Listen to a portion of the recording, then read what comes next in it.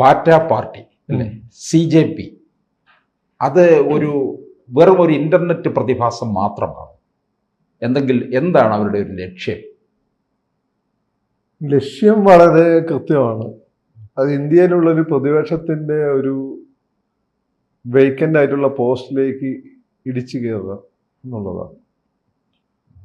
അതിന് ഈ ആം ആദ്മി പാർട്ടി തന്നെയാണ് ഈ സാധനം. ഇപ്പൊ അവരുടെ ഒരു സ്പേസ് അവർ ഡീമോറലൈസ് ചെയ്യപ്പെട്ടുകൊണ്ട് ആ സ്പേസ് അങ്ങനെ അവരുടെ സ്പേസ് വേക്കൻ്റ് ആണ്. കോൺഗ്രസ് ഒരു പ്രതിപക്ഷം എന്ന രീതിയിൽ ഉയരുന്നില്ല. അപ്പം മാത്രമല്ല, ഈ നമ്മുടെ ജനറേഷനിൽപ്പെട്ട ആളുകൾക്കൊന്നും തെരുവുകളിലേക്ക് അങ്ങനെ താല്പര്യമില്ല. അപ്പം ജെൻസിയാണ് എപ്പോഴും തെരുവുകൾ കീഴടക്കിക്കൊണ്ടിരുന്നത്. ജയപ്രകാശ് നാരായണനാണെങ്കിലും ഇവിടെയുള്ള DYFIക്കാരാണെങ്കിലും എല്ലാം തെരുവുകൾ അതാത് കാലത്തെ ജെൻസികളാണ്.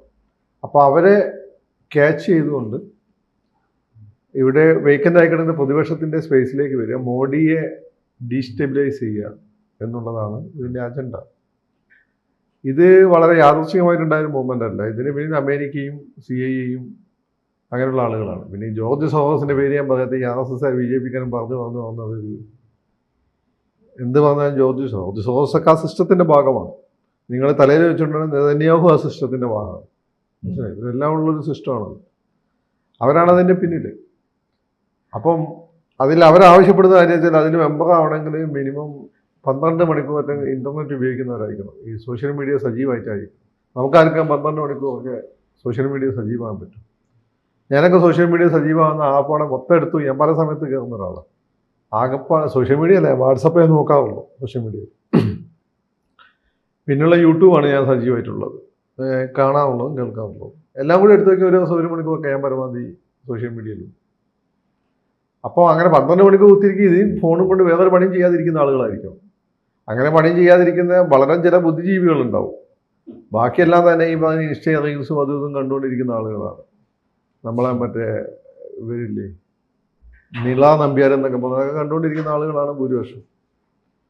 അപ്പം അങ്ങനെയുള്ള ആളുകളെയാണ് ഇവർ ടാർഗറ്റ് ചെയ്യുന്നത്. അങ്ങനെയുള്ള ആളുകളുടെ സാമൂഹ്യ ബോധം കുറവായിരിക്കും. എന്നാൽ നമ്മുടെ ഏത് സമൂഹത്തിനും ചില ഇഷ്യൂസ് അതാത് സമയങ്ങൾ ഉണ്ടായി വരും, മനസ്സിലായോ? പക്ഷെ ആ വിഷയങ്ങൾ ഉയർത്തി കാണിച്ച് ബാക്കിയെല്ലാം മറച്ചു വെച്ചുകൊണ്ട് ഒരു പ്രശ്നം ഉണ്ടാക്കുക എന്നുള്ളതാണ് ഇത്തരം മൂവ്മെൻറ്റുകളെല്ലാം ചെയ്തിട്ടുള്ളത്. അപ്പം അതിനുവേണ്ടിയുള്ള ശ്രമമാണ്. ഇപ്പം കോക്കോജ് എന്ന സുപ്രീം കോടതി ചീഫ് ജസ്റ്റിസ് അങ്ങ് പറഞ്ഞു. അയാൾ പറഞ്ഞില്ല, അവർ വേറൊന്ന് മോഡിയോ അല്ലെങ്കിൽ അമിത്ഷാ ഉപയോഗിക്കുന്ന ഏതെങ്കിലും വാക്ക് ഉപയോഗിച്ചുകൊണ്ട് അവരൊരു മൂവ്മെൻറ്റ് ഉണ്ടാക്കാൻ ശ്രമിക്കുമായിരുന്നു. ഇതങ്ങോട്ട് എടുത്തു. അത് ഇപ്പോഴത്തെ ഈ പുതിയ പിള്ളേരെ സമയം ക്യാച്ചി ആയിട്ടുള്ള സംഭവം കിട്ടിയാൽ മതി, അവരതിൻ്റെ പിന്നാലെ പോയിക്കോളും. മുമ്പ് അങ്ങനെ തന്നെ ആയിരുന്നു. ഇന്ദിരാ ഹടാവോ അതങ്ങനെ ആയിരുന്നു, ഒരു ക്യാച്ചി ആയിട്ടുള്ള മൂവ്മെൻറ്റ്. ഇന്ദിരാഗാന്ധിനെ ഓടിച്ചു വിട്ടിട്ട് എന്തായി? ഇവിടുത്തെ ജമാഅത്തെ ഇസ്ലാമിക്കാരനും കമ്മ്യൂണിസ്റ്റുകാരും എല്ലാം കൂടി ഇന്ദിരാഗാന്ധിനെ ഓടിച്ചു വിട്ടത്. പകരം വന്ന BJP ഇപ്പം എന്ത് പറയും? അപ്പോൾ ഇതിന് വേണ്ടി അണിനിരക്ക എല്ലാ കാലഘട്ടത്തിലും അധികം ചിന്തിക്കാതെ എടുത്തിയാട്ടക്കാരായ യുവജനങ്ങൾ തയ്യാറാവും. അപ്പോൾ അവരെ ഓർഗനൈസ് ചെയ്യാനുള്ള മൂവ്മെൻറ്റാണ്. പണ്ടൊക്കെ എന്ന് വെച്ചാൽ ഇത്തരം മൂവ്മെൻറ്റുകൾ നേരിട്ട് ഇന്ത്യയിൽ തന്നെയുള്ള ജയപ്രകാശ് നാരായണൻ അങ്ങനെയുള്ള ആളുകളായിരുന്നു ചെയ്തുകൊണ്ടിരുന്നത്. പക്ഷേ ഇപ്പോൾ NRIs ആണ് ഇതിൻ്റെ പേര്. ഇപ്പോൾ ഈ മൂവ്മെൻറ്റിന് പിന്നിലുള്ള ആൾ ആം ആദ്മി പാർട്ടിയുടെ പഴയ മീഡിയ വിംഗ് കോർഡിനേറ്റർ. അയാൾ അമേരിക്കയിലല്ല വേറെ അടുത്തുണ്ടല്ലോ, ധ്രുവ് ഹാഡി എന്ന് പറഞ്ഞ ഒരു KD, അവരാണ് ജർമ്മനിയിലാണ്. അപ്പോൾ ഈ ഗവൺമെൻറ്റുകളുടെ സപ്പോർട്ടോടുകൂടി ഈ രാജ്യത്ത് ഡീസ്റ്റെബിലൈസ് ചെയ്യാനാണ് അവരുടെ ശ്രമം. അപ്പോൾ നിങ്ങൾ ഈ മോഡിയെ ഡീസ്റ്റെബിലൈസ് ചെയ്യുന്നത് എങ്ങനെ ഈ രാജ്യത്തെ ഡീസ്റ്റെബിലൈസ് ചെയ്യുന്നതെന്ന്. മോഡിക്ക് പകരമായിട്ട് അല്ലെങ്കിൽ BJPക്ക് പകരമായിട്ട് ഇന്നൊരു ദേശീയതലത്തിൽ ഒരു രാഷ്ട്രീയ പാർട്ടി ഇല്ല. അപ്പോൾ നിലവിലുള്ള ഒരു സിസ്റ്റത്തെ ഡീസ്റ്റെബിലൈസ് ചെയ്യുമ്പോൾ രാജ്യത്ത് തന്നെ ഡീസ്റ്റെബിലൈസ് ചെയ്യും, അത് അനാർക്കിയിലേക്ക് പോകും. ഇപ്പോൾ കോൺഗ്രസിൻ്റെ പതനത്തിന് ശേഷം നമ്മൾ കണ്ടത് ഒരു 10-20 വർഷം ഇന്ത്യയിൽ പൊളിറ്റിക്കൽ ഇൻസ്റ്റെബിലിറ്റിയാണ്. പ്രധാനമന്ത്രിമാർ മാറി വരുന്നു. അതുപോലെ തന്നെ നരസിംഹറാവു അധികാരം നിലനിർത്താൻ വേണ്ടി കാശ് കൊടുത്ത് MPമാരെ വിലക്ക് മേടിക്കുന്നു. അങ്ങനെയുള്ള അധാർമികമായിട്ടുള്ള രാഷ്ട്രീയമാണ്. അപ്പോൾ മോഡി ഗവൺമെന്റ് തകരുമ്പോൾ അവിടെ വരാൻ കുറച്ച് കാലത്തേക്കെങ്കിലും ഡീസ്റ്റെബിലൈസ്ഡ് ആയിട്ടുള്ള സിസ്റ്റമാണ്. അവിടെ നമ്മുടെ രാജ്യത്തിന്റെ പുരോഗതി തടസ്സപ്പെടും, അഭിവൃദ്ധി തടസ്സപ്പെടും, നമ്മുടെ ശത്രുക്കൾക്ക് ഇരച്ച് കയറാൻ പറ്റും ആ ഗ്യാപ്പിലൂടെ. അതാണ് ഈ ഒരു കാലഘട്ടത്തിലാണ് നമ്മൾ നോക്കിക്കഴിഞ്ഞാൽ കാശ്മീർ തീവ്രവാദം ശക്തിപ്പെടുന്നത് BP സിംഗ് അധികാരത്തിൽ വന്നപ്പോഴാണ്.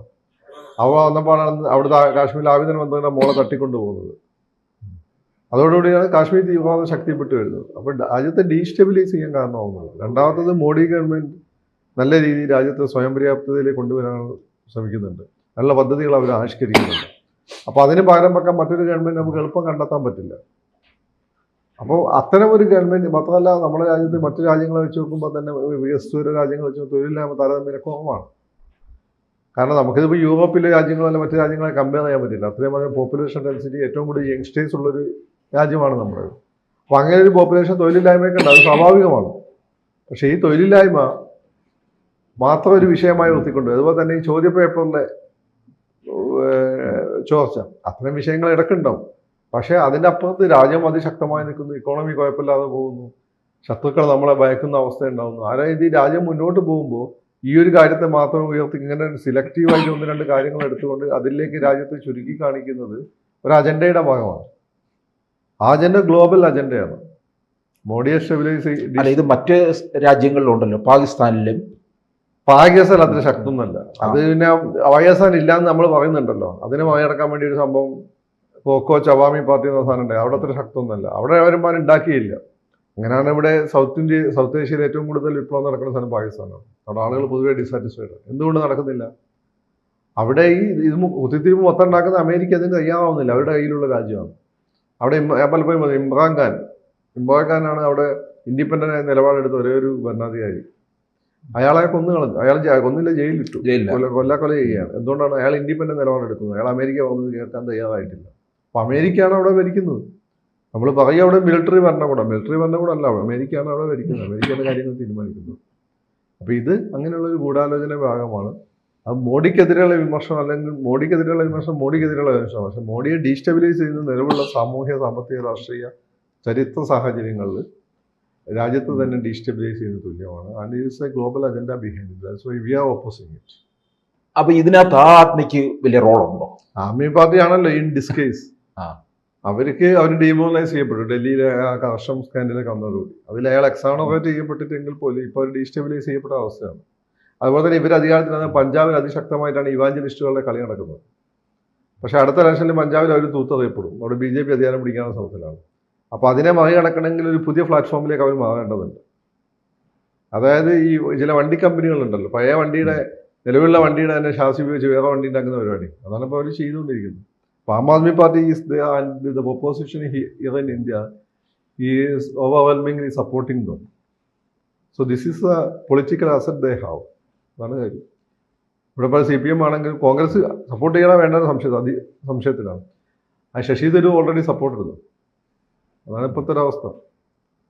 അപ്പം ഇതൊരു ഡേഞ്ചറസ് ഗെയിമാണ്. പിന്നെ ഈ പത്രങ്ങളിലൊക്കെ വിവരമില്ലാത്ത ആളുകൾ വന്ന് എന്ത് വലിയ സംഭവം എന്നൊക്കെ പറയുന്നതിന് അതിൽ വലിയ കാര്യമൊന്നുമില്ല. ഇവന്മാർ ഇത്തരമുള്ള എല്ലാ തരത്തിലുള്ള മൂവ്മെൻറ്റുകളും ലോകത്ത് നിലവിലുള്ള സിസ്റ്റത്തെ ഡീസ്റ്റെബിലൈസ് ചെയ്യും. അവിടെ എക്സ്റ്റേണൽ പ്ലേയേഴ്സിന് കളിക്കാനുള്ള ഒരു ഫീൽഡ് ഒരുക്കി കൊടുക്കുകയാണ് ചെയ്തിട്ടുള്ളത്. അത് മുല്ലപ്പൂ വിപ്ലവമാണെങ്കിലും ശ്രീലങ്കയിലാണെങ്കിലും ബംഗ്ലാദേശിലാണെങ്കിലും എല്ലാം അതാണ് സംഭവിച്ചത്. നാഷണൽ സോവറിനിറ്റി ഇല്ലാതാക്കുക എന്നുള്ളതാണ്. രാജ്യത്തിൻ്റെ വളർച്ച മുരടിപ്പിക്കുക എന്നുള്ളതാണ്. അതിനവർ മുന്നോട്ട് വെക്കുന്ന സ്വാതന്ത്ര്യം, സമത്വം, ജനാധിപത്യം ഇങ്ങനെയുള്ള ആശയങ്ങളായിരിക്കും. സത്യത്തിൽ ഇങ്ങനെയുള്ള ആശയങ്ങൾ ഉയർത്തിപ്പിടിച്ചുകൊണ്ട് ഇവർ കടക്കിൽ കത്തിവെക്കുന്ന നിലവിലുള്ള ഭേദപ്പെട്ട ജനാധിപത്യ സംവിധാനങ്ങളെയാണ്. And what is awaiting there is total anarchy. That's you are witnessing there in Bangladesh right now. അപ്പം ഇത് അപകടകരമായിട്ടുള്ള മൂവ്മെൻ്റ് ആണ്. And we should be very vigilant about it.